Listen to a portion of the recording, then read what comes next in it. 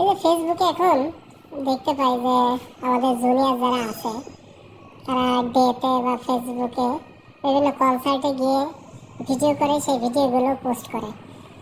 তো এই পোস্ট করাতে যতগুলো এখন পর্যন্ত ভিডিও দেখলাম, তো যারা এখানে ড্যান্স করে, আহ, মহিলা ছাড়া তো কোনো ড্যান্সার এই পর্যন্ত পাইলাম না।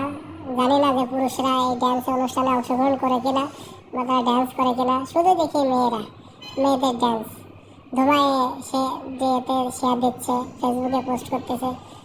তো এটা দীর্ঘদিন ধরে দেখতেছি যারা পোস্টগুলো করে বা ডেতে দেয়, সেখানে যে ভিডিও ড্যান্সে একমাত্র ড্যান্সার যিনি, তিনি ওই বুক আর পাছা এই ছাড়া আর কিছুই রাখে না।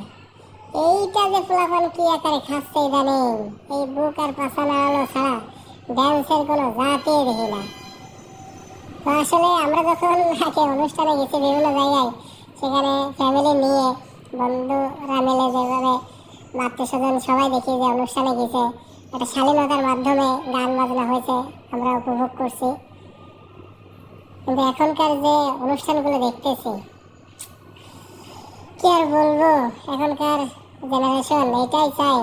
আর যারা ড্যান্সে আসে তারাও এটা দেয়। কি এক আজব এর ভিতরে আছি আমরা।